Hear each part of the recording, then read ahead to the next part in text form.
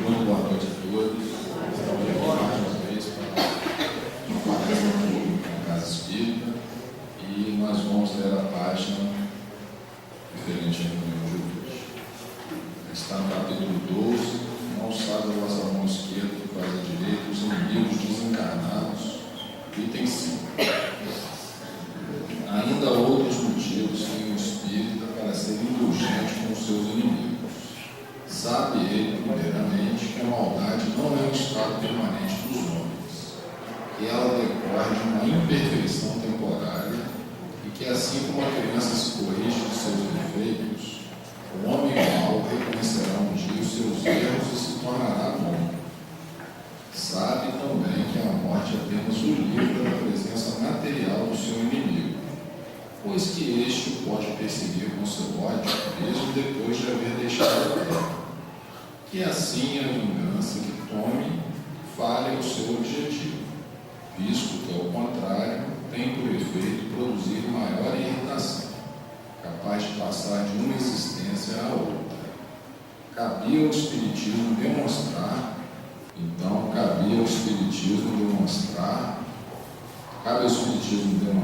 pela experiência e pela lei que rege as relações do mundo visível e do mundo invisível, que a expressão apagar o ódio com o sangue é radicalmente falsa.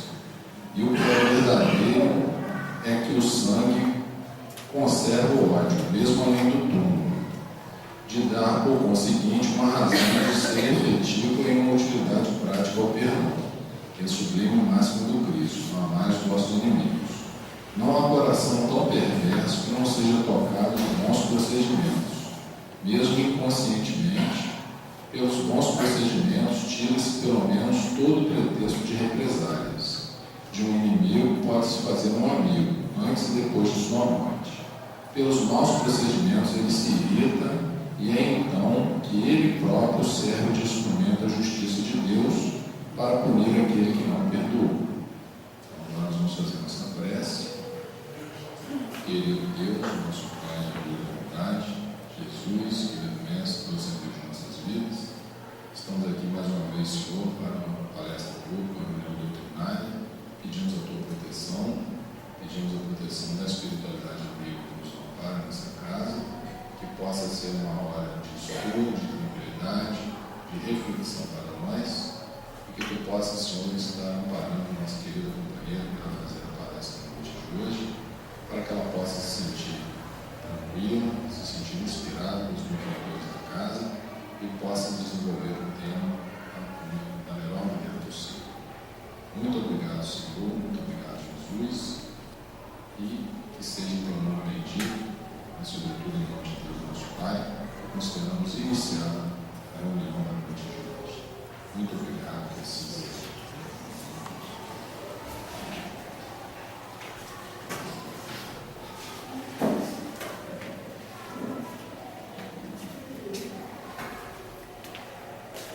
Boa noite a todos. Nesta noite nós vamos refletir um pouco sobre o problema da obsessão. E aí a gente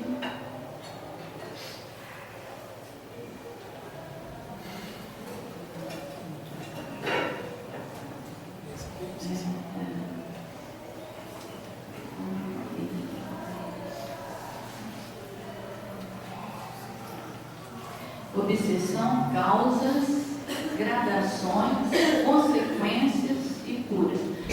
A título de curiosidade, antes de nós iniciarmos o estudo para a nossa reflexão, nós gostaríamos de colocar alguns pontos que nós achamos interessantes. Não entra aqui no slide, não. Em 2009, aproximadamente 30 bilhões de espíritos ligados ao planeta Terra, encarnados mais desencarnados.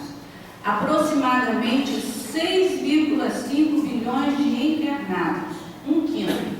Aproximadamente 23,5 bilhões de desencarnados, 4 quintos. Então, por aí, nós vemos que nós estamos rodeados por espíritos desencarnados.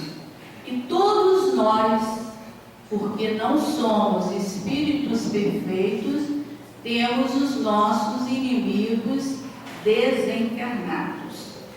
O doutor Sérgio Filipe de Oliveira, médico psiquiátrico, que coordena a cadeira de Medicina e Espiritualidade da USP, afirma que a obsessão espiritual já é considerada doença da alma, sendo catalogada no CID, Catálogo Internacional de Doenças.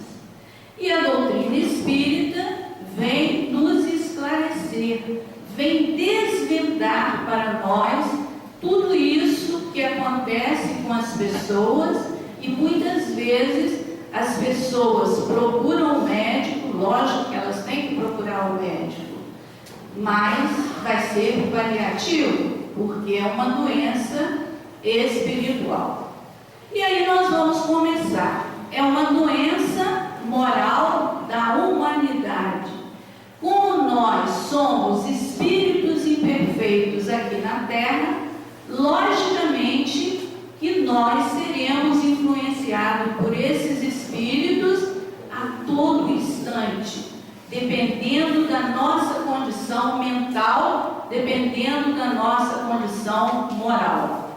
Obsessão, do latim obsessione, significa impertinência, perseguição, preocupação com determinada ideia que domina doentiamente o espírito e resultante ou não de sentimentos recalcados, ideia fixa e mania. Isso está no livro Obsessão e Desobsessão, de Sueli Galda Schubert. Então, nós vemos que uma ideia fixa, ela pode constituir uma obsessão. No decorrer do estudo, nós vamos ver algumas causas para a obsessão. O que é a obsessão? O que é a obsessão? É a ação persistente que um espírito mau exerce sobre o indivíduo, apresenta caracteres muito diversos, desde a simples influência moral, sem perceptíveis sinais exteriores, até a perturbação completa do organismo e das faculdades mentais. Por isso é que nós vemos muitas pessoas ir parar numa clínica psiquiátrica. E muitas vezes faz o tratamento médico, mas às vezes, muitas vezes, não chega à cura. Nós tivemos pessoas em nossa família que chegou ao desencarne, porque a obsessão ela pode ser uma prova ou uma expiação. Depende do grau da obsessão em que é submetido. Influenciação espiritual. No Livro dos Espíritos, na questão 459, Kardec pergunta: influem os espíritos em nosso pensamento e em nossos atos? E os espíritos nos respondem: muito mais do que imaginais. Influi a tal ponto que de ordinário são eles que vos dirigem. A influência pode ser benéfica ou maléfica. Isso aí vai depender do nosso pensamento. O nosso pensamento é como uma usina de energia, é força. E o Espiritismo, se a gente for pesquisar em inúmeros livros, vem nos alertando para a nossa necessidade do trabalho em torno do nosso pensamento. Porque nós pensamos a todo instante da nossa vida. É uma coisa ilimitada. Nós temos liberdade ilimitada de pensar, mas nós temos responsabilidade naquilo que nós pensamos. Leon Denis coloca que nós podemos construir ao longo da nossa existência um edifício majestoso, como também um edifício miserável. lembrando sempre que nós trazemos conosco algumas inimizades, alguns algozes, e esses algozes estão desencarnados muitas vezes ou encarnados e serão os nossos adversários. As companhias espirituais, afinidade com o modo de pensar e de ser. Então, para nós analisarmos quais são as nossas companhias espirituais, basta que a gente veja o nosso pensamento. Que tipo de pensamento eu tenho no meu dia a dia, inclusive durante o meu sono. Muitas vezes nós vamos dormir e esses inimigos espirituais aproveitam o momento em que nós estamos adormecidos, desligados parcialmente do nosso corpo, e vamos ao encontro dessas companhias espirituais que nós temos. Assim como nós temos amigos encarnados aqui na Terra que afinizam conosco, nós temos também os amigos espirituais de acordo com o nosso pensamento. As faixas vibratórias que sintonizamos. Então, com quem nós estamos sintonizados enquanto espíritos desencarnados? Quem são as nossas companhias espirituais? Podem ser boas, como podem ser más.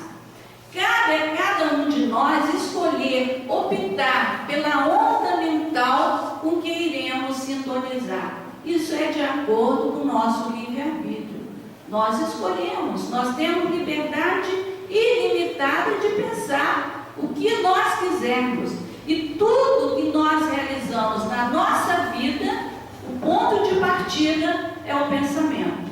Tudo que nós vamos falar ou realizar, nós começamos pelo pensamento. Invigilância, a porta aberta para a obsessão. Os maus espíritos só vão aos lugares em que podem satisfazer a sua perversidade. Para afastá-los, não é suficiente pedir, nem mesmo mandar. É necessário que tiremos de nós aquilo que os atrai.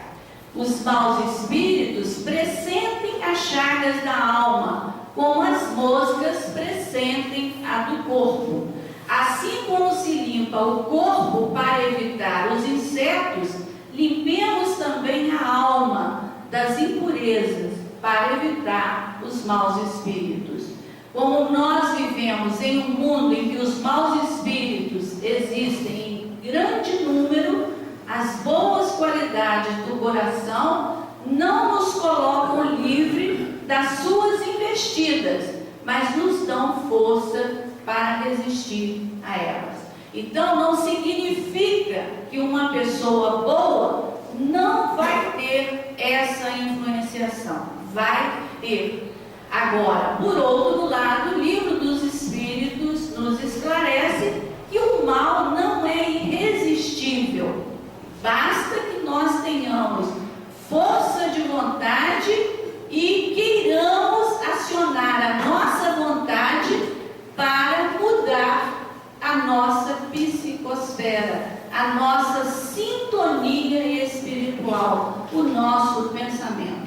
Então nós vemos que esses espíritos estão aí, né? É porque é um número imenso e nós temos que nos vigiar, temos que nos orar, porque ele vai exatamente naquele ponto frágil que nós trazemos de outra existência. E é importante que quando uma coisa não nos incomoda, é porque nós já dominamos aquilo ali. Mas se algo vem e nos incomoda, é porque nós temos que trabalhar aquele ponto.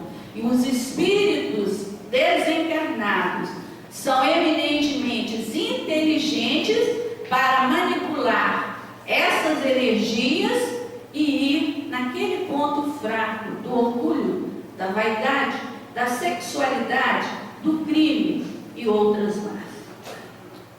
Influência dos espíritos espíritos. Podem os espíritos conhecer os nossos mais secretos pensamentos?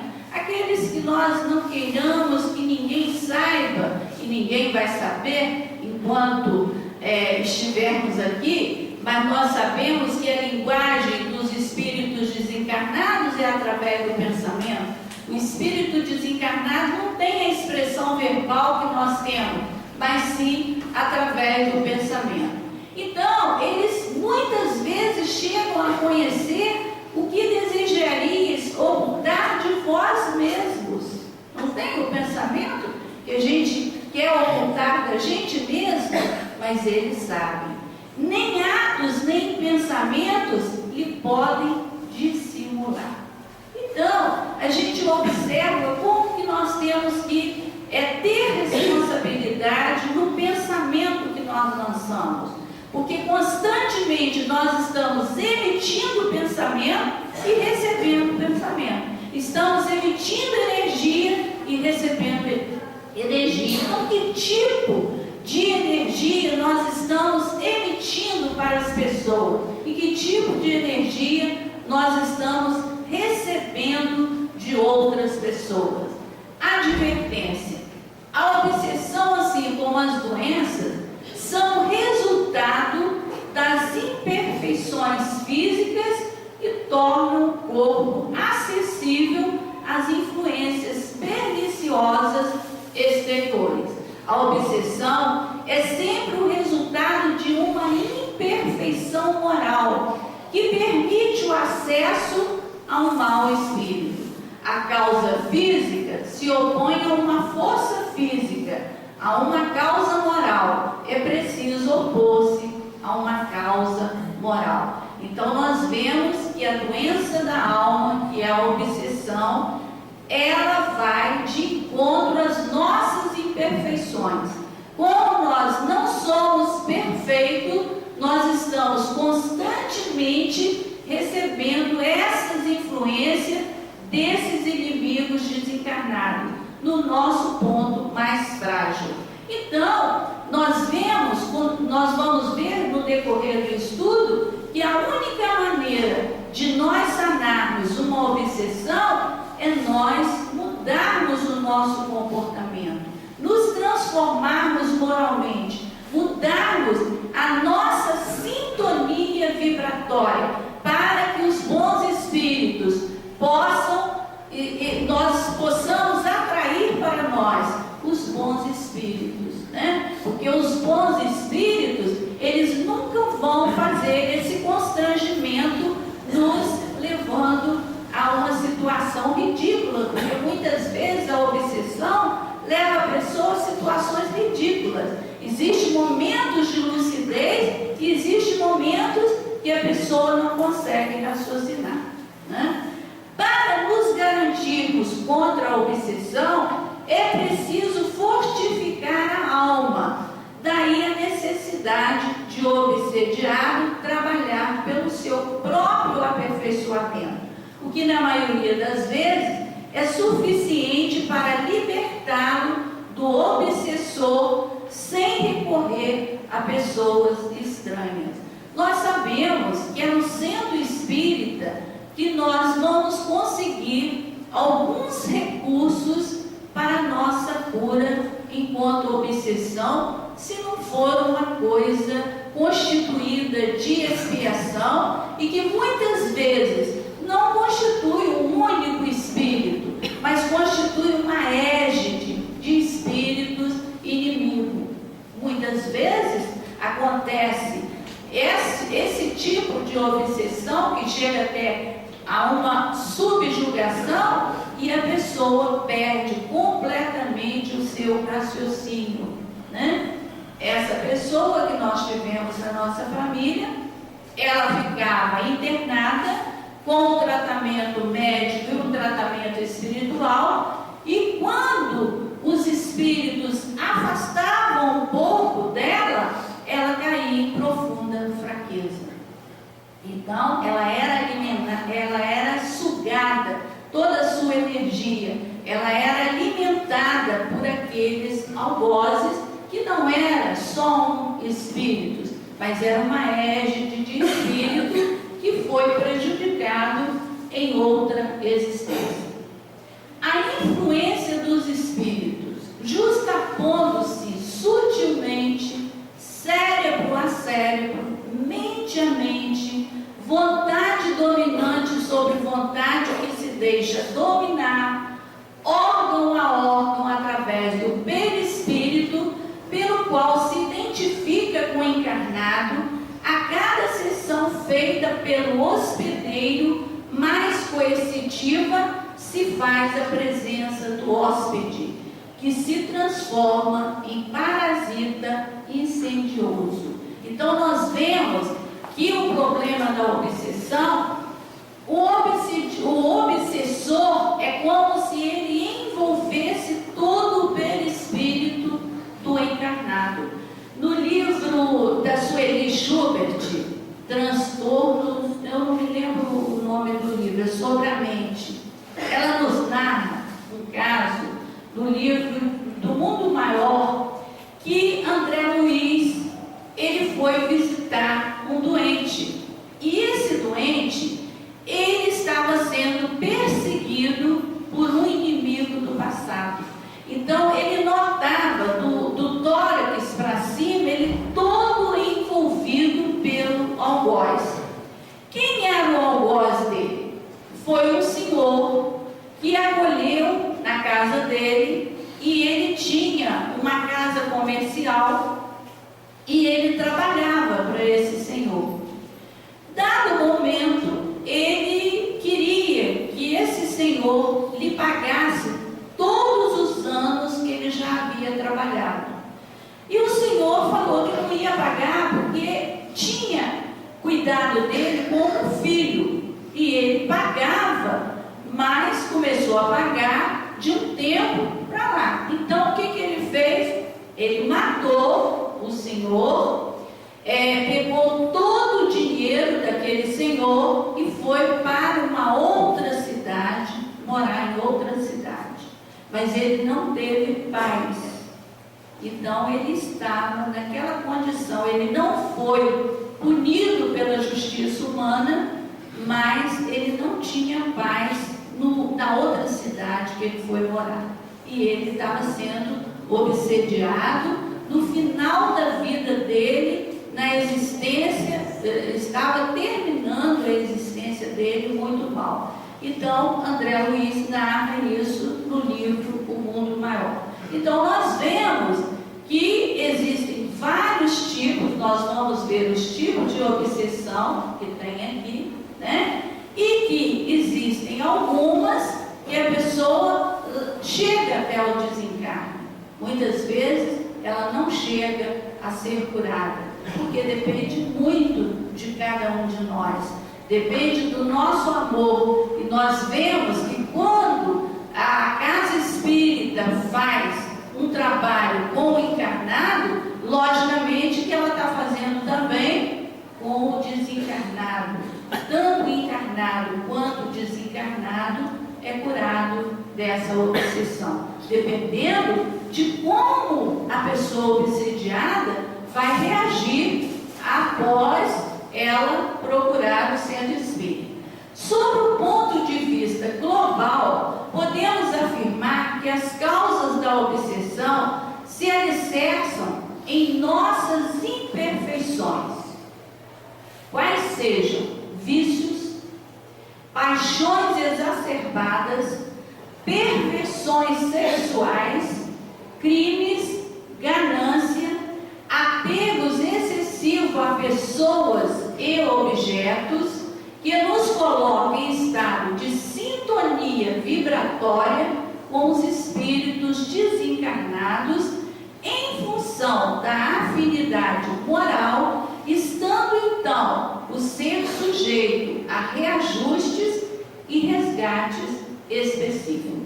E aí nós vamos ver o caso da fascinação, né? O obsessor atua no cérebro perispiritual do obsediado através dos vícios, do orgulho, do egoísmo e da vaidade. São imperfeições que nós temos que estar trabalhando visão de Emmanuel e Sheila, apresentadas através das obras psicografadas por Francisco Cândido Xavier, as possíveis causas de obsessão são a cabeça e mãos desocupadas. Por isso que o Espiritismo coloca tanto a necessidade do trabalho na casa espírita, porque a casa espírita ela é toda planejada, formada para esse tipo de atendimento. Quando é construída uma casa espírita aqui na Terra, é porque ela já foi planejada no plano espiritual. Por isso que é importante, ao adentrarmos para a casa espírita, nós nos concentrarmos, nós mantermos o silêncio, a oração, porque aqui existe uma psicosfera espiritual. Então, cada um de nós é importante nesse instante, seja na sala de passe, seja na sala de desobsessão, seja no salão onde existem as reuniões. A Sueli Schubert coloca que existe até a aura de um centro, né? Um centro, quando ele é bem organizado, quando ele se propõe a estudar, quando ele se propõe a fazer um trabalho sério, há toda uma proteção espiritual. Mas cada um de nós também somos responsáveis para a manutenção dessa psicosfera, né? A palavra irreverente que nós colocamos no dia a dia, a boca maledicente, muitas vezes nós perdemos tempo na maledicência. Isso é um prato cheio para o obsessor.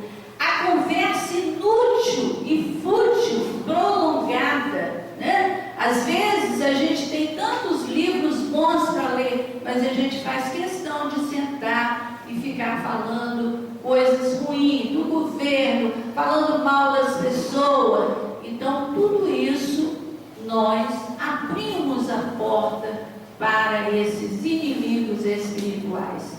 Atitude hipócrita. Por isso que nós temos que ser a mesma pessoa em qualquer lugar, seja dentro do centro, seja lá fora, seja no campo profissional, seja onde nós estivermos. A inclinação, o gesto impaciente, né? A inclinação pessimista. Existe até um exemplo desse gesto impaciente, que a pessoa sai de casa, lê uma página, faz uma oração e sai no seu carro. Então fura o pneu e ele começa a xingar, começa a esbravejar, começa a falar mal. Então também nós vamos ver que é uma descida na nossa vibração. A conduta agressiva, o apego demasiado a coisas e pessoas, o comodismo exagerado, a solidariedade ausente, tomar os outros por ingratos ou maus. Porque quando nós fazemos algo para a pessoa, nós não devemos esperar gratidão, né? Nós devemos fazer com o nosso coração. Considerar nosso trabalho excessivo, o desejo de apreço e reconhecimento, a pessoa fazer algo e querer um reconhecimento, querer que seja valorizado o seu trabalho, o impulso de exigir dos outros mais do que de nós mesmos. Às vezes nós exigimos do outro aquilo que nós não fazemos. Fugir para o álcool ou droga estupefacientes. Então aqui existe a sintonia, a alta frequência, né? Nós vemos que a gente levanta, faz uma prece, lê uma página, então nós estamos vibrando com alta frequência, em sintonia com o nosso espírito protetor, com os amigos espirituais. No momento em que nós mudamos essa vibração, baixa a frequência da nossa sintonia espiritual. Isso não é comum em todos nós, né? Quem é que não se irrita Quem é que não fica irado por situações? E aí nós vamos ver os tipos de obsessão. Porque nós achamos interessante que só os desencarnados é que são os obsessores. Mas nós podemos ser obsessor, encarnado com encarnado, né? Quando nós vampirizamos a energia do outro, quando nós trocamos as energias negativas com aquele que está do nosso lado. Existe de desencarnado para encarnado, de encarnado para encarnado, de encarnado para desencarnado e de desencarnado para encarnado, né? E nós vemos que às vezes morre uma pessoa da nossa família. Isso é muito comum. Aí você mantém o quarto da pessoa do jeito que ela estava viva. Você mantém as roupas daquela pessoa, os objetos todos ali. Olha o sofrimento dessa pessoa que desencarnou. Então, é um encarnado obsediando um desencarnado.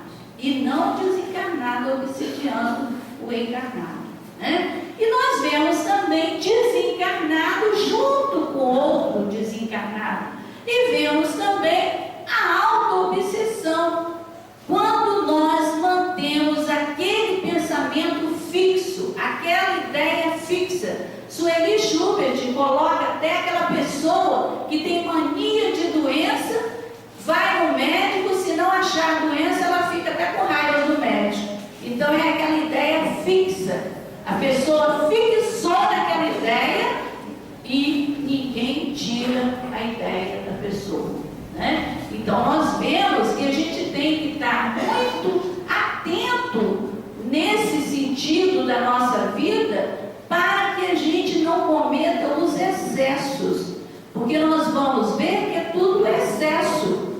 Nós podemos ser higiênicos, sim, mas com a psicose de limpeza disso e daquilo, aí já se torna uma coisa anormal, né? Então nós temos que ter cuidado quando nós, com alguns comportamentos que levam a um excesso. Então nós vemos que não é a obsessão só de desencarnado para encarnado, é de encarnado para encarnado, de encarnado para desencarnado, de desencarnado para encarnado e de desencarnado para desencarnado. Quanto à gradação, a obsessão simples é a influência negativa de um espírito sobre o outro de forma duradoura. Então, eu sinto medo. O medo é comum, mas se eu sinto um pavor, eu não posso ficar no escuro, eu não posso ficar sozinho. Então, esse medo já torna-se uma coisa doentia. Então, nós temos que prestar atenção nos nossos comportamentos. Como que nós comportamos diante da vida, até para a gente detectar se é nosso ou se nós estamos sofrendo uma influência de espíritos que querem usar a inteligência dele, os fluidos dele, naquele ponto frágil que nós temos, que muitas vezes nós não detectamos, mas o espírito desencarnado sabe muito bem porque eles são inteligentes. Em reuniões de desobsessão, ele diz que ele facilmente manipula com essa energia, com esses fluidos que nós possuímos. A fascinação é a ilusão produzida pela ação direta de um espírito sobre o pensamento do médium e que lhe paralisa o raciocínio.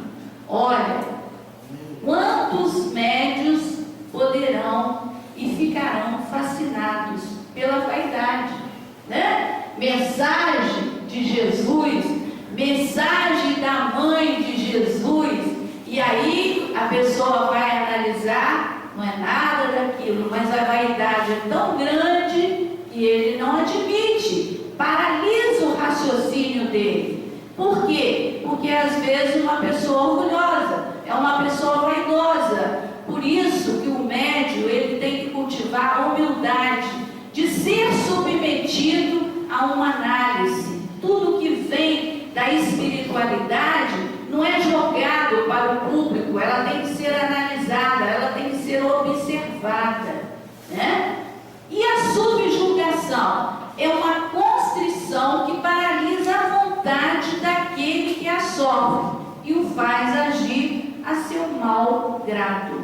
Então nós vemos que existe uma gradação no processo obsessivo, né? Onde as pessoas muitas vezes paralisam o seu raciocínio, paralisa a sua faculdade.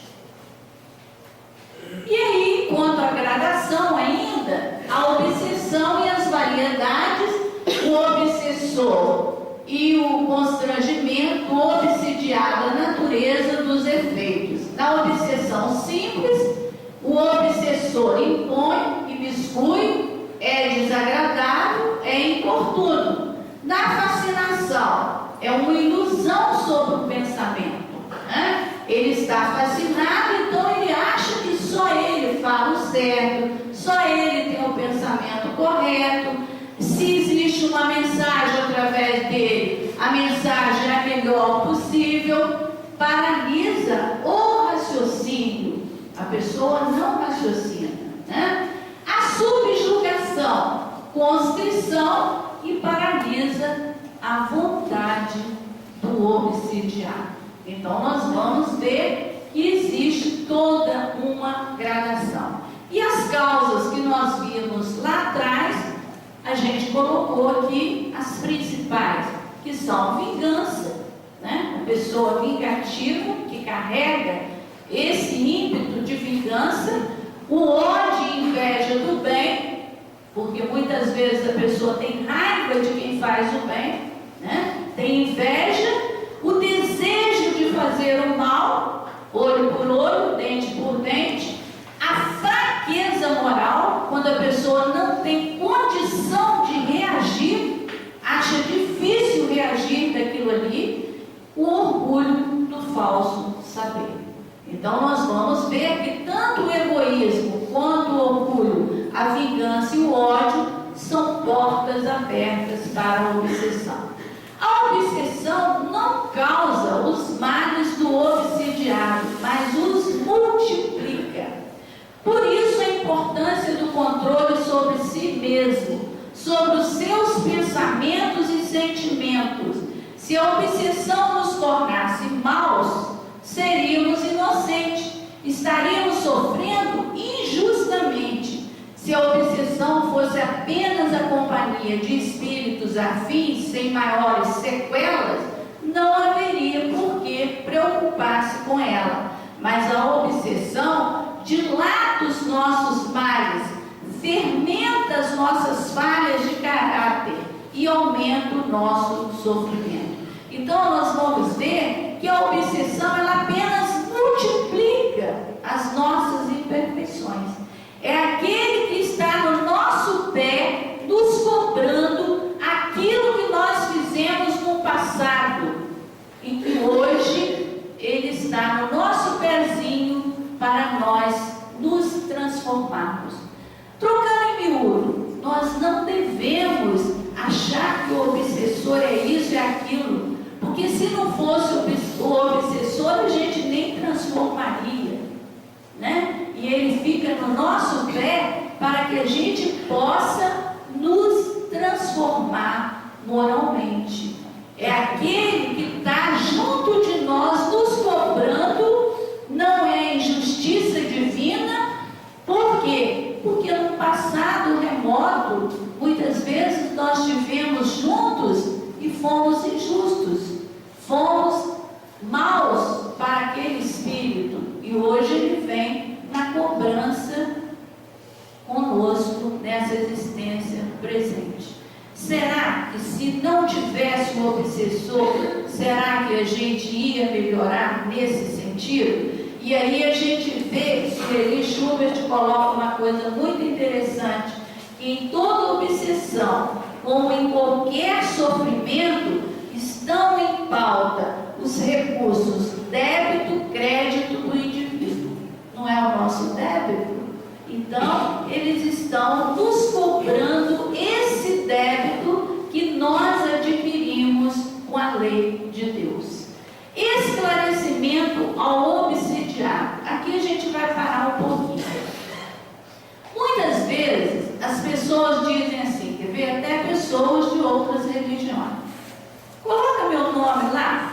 vocês têm uma reunião boa, coloca lá. Será que isso vai adiantar? Pode até aliviar um pouquinho, mas os espíritos dizem assim, quer ver? Bobo de vocês, as pessoas gostam disso, cultivam esse tipo de pensamento, esse tipo de comportamento. Então não adianta nós colocarmos o nomezinho na irradiação, depois na desobsessão, se a pessoa não se transformar, se a pessoa não mudar o seu comportamento para o bem, se ele não mudar o pensamento, se ele não mudar as suas palavras, se ele não mudar as suas ações. É perda de tempo, é paliativo. Se nós queremos uma cura real, nós temos que curar o nosso espírito, porque é a doença do espírito, não é a doença que nós vamos no médico, tomamos uma injeção e saramos da gripe. É uma virose espiritual, é uma epidemia que está na humanidade terrena. Por que ela constitui uma epidemia? Porque nós ainda estamos muito lentos na nossa transformação moral. Nós ainda somos vingativos, nós ainda odiamos, nós ainda temos inveja. Então tudo isso é um acúmulo, são peças, são ferramentas que esses espíritos desencarnados têm a favor deles mesmos. É um trabalho que demanda tempo e exige dedicação e perseverança. Esclarecer o obsediado é fazê-lo sentir o quanto é essencial a sua participação no tratamento, é orientá-lo, dando-lhe uma visão gradativa, cuidadosa, do que representa em sua existência aquele que é considerado o obsessor. Então nós vemos que a pessoa, se ela está sofrendo uma influência, ela pode mudar o seu comportamento, porque o obsessor, ele estará atento. O dia que ele for uma pessoa transformada, ele não vai achar a porta aberta. Porque o obsessor, quando ele acha uma pessoa que está vibrando no bem, que faz o bem, ele vai bater na outra porta, aonde ele vai achar a porta aberta. E nós devemos cuidar dessa casa mental, porque é nela que os obsessores adentram. Adentram porque nós permitimos, porque nós admitimos aquilo que nós somos, né? É levantar-lhe as esperanças se estiver deprimido. É transmitir-lhe a certeza de que existem dentro dele recursos imensos que precisam ser acionados pela vontade firme para que venha eclodir, revelando-lhe facetas da própria personalidade até então desconhecidas para ele mesmo. Então, está dentro de nós os recursos, né? Nós somos centelhas divinas, nós somos criaturas, filhas de Deus. Por isso, muitas vezes nós desconhecemos o que nós temos no nosso interior, mas nós podemos promover essa autocura no início, quando nós falamos. Se a pessoa realmente quiser, ela às vezes nem vai precisar de terceiros, nem vai precisar recorrer a um centro espírita. Ela mesmo poderá sair dessa influenciação. Depende da vontade, depende do esforço, depende da mudança de pensamentos, de palavras e de ações. Então nós vemos que é ir aos poucos conscientizando das responsabilidades assumidas no pretérito e que agora são cobradas através do irmão infeliz que se erigiu em juiz, cobrador ou vingador.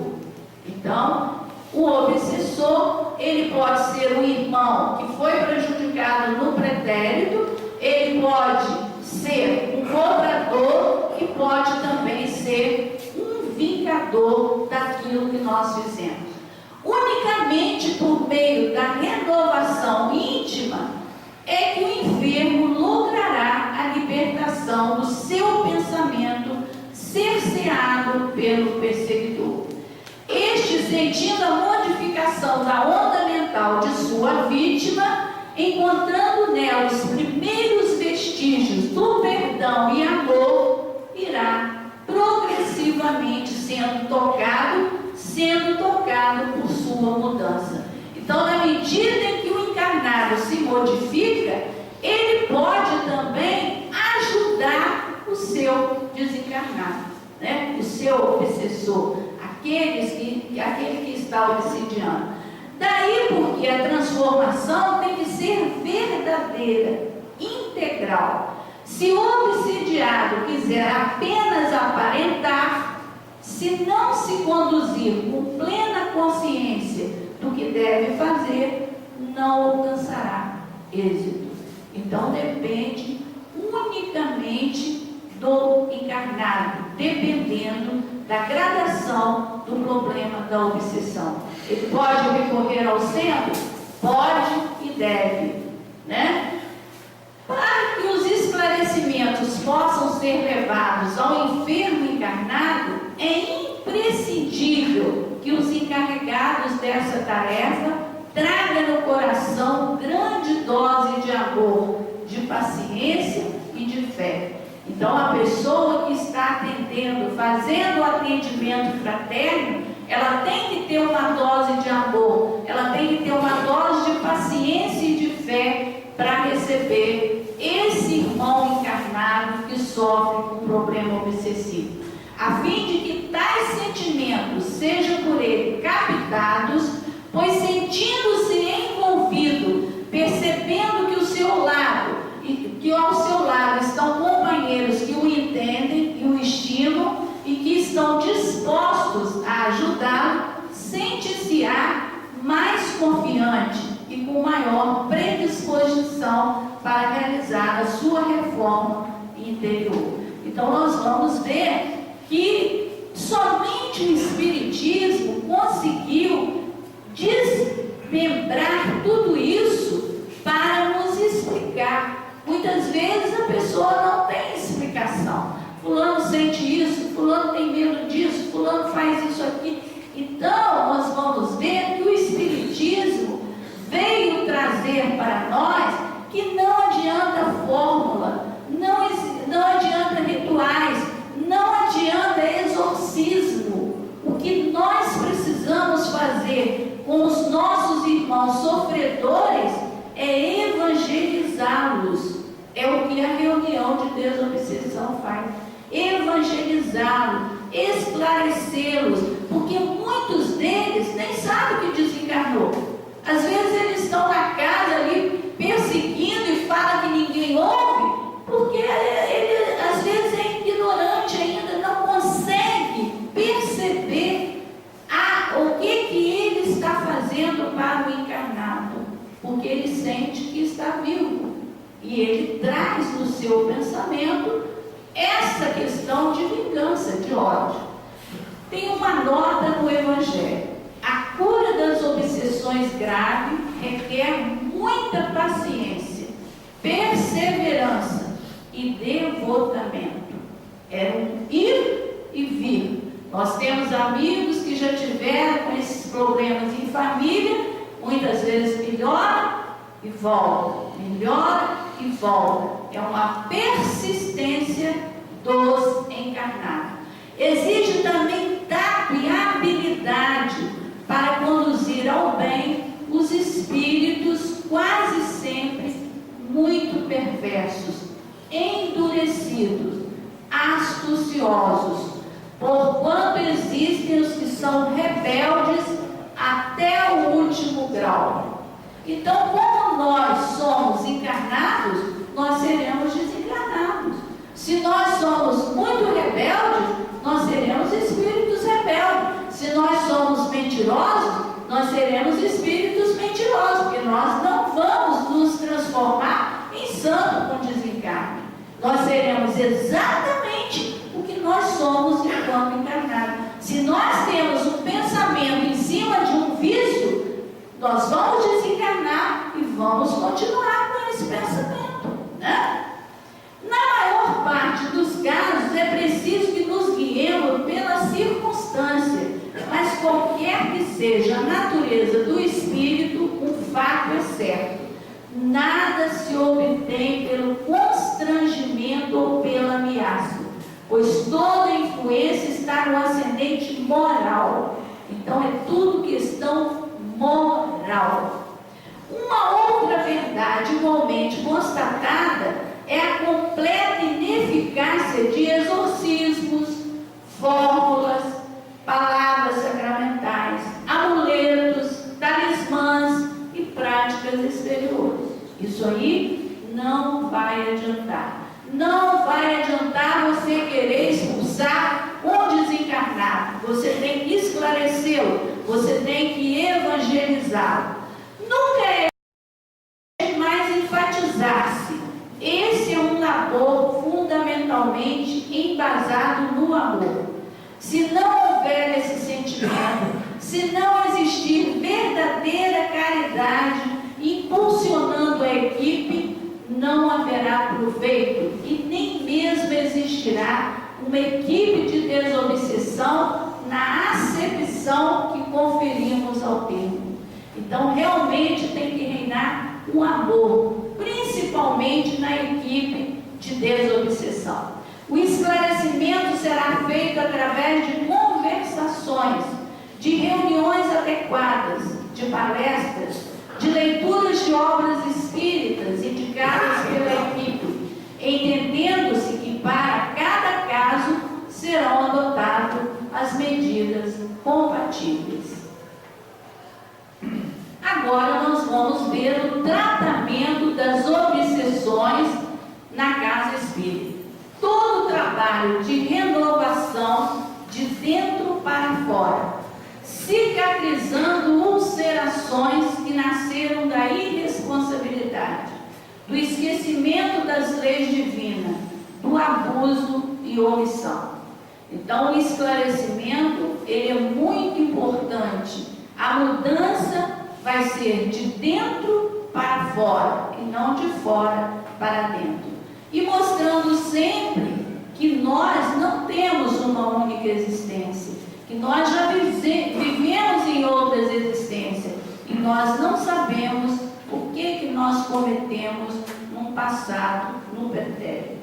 A oração constante, a conversação edificante, o passe e água fluidificada, o trabalho com Jesus. Nenhum mal consegue triunfo no terreno do bem atuante. Por isso que a casa espírita não cansa de dizer: trabalho, trabalho. Não é um trabalho material, mas sim um trabalho espiritual, onde você está no ambiente da casa espírita e há toda uma estrutura espiritual te protegendo, porque cada atividade realizada na casa espírita, existem equipes de espíritos encarregados daquela atividade. Quando nós desenvolvemos uma atividade na casa espírita, automaticamente ela já está planejada no plano espiritual. E para encerrar, nós pegamos um texto do livro Médios com Carinho. Sejamos sim mais atentos. Quando sentirmos que o mal está tentando nos distanciar do bem, oremos, vigiemos, trabalhemos e sirvamos mais, ampliando a nossa capacidade de amar e de perdoar. Que nós possamos fazer uma reflexão em torno desse conteúdo que a gente observa que a doutrina espírita é muito vasta quanto ao assunto. Se a gente pudesse aí estar desenvolvendo esse trabalho em 4, 5 horas, teria material para isso. Existem vários livros em torno da obsessão, e nós possamos usar esses conhecimentos que a doutrina espírita nos traz para que a gente possa trabalhar a favor de nós mesmos, a favor daquele obsessor que ainda é ignorante, que não entende as leis de Deus, mas que nós podemos ajudá-lo, esclarecendo, evangelizando, porque à medida em que eu melhoro, aquele obsessor também vai melhorar. Que Deus nos abençoe.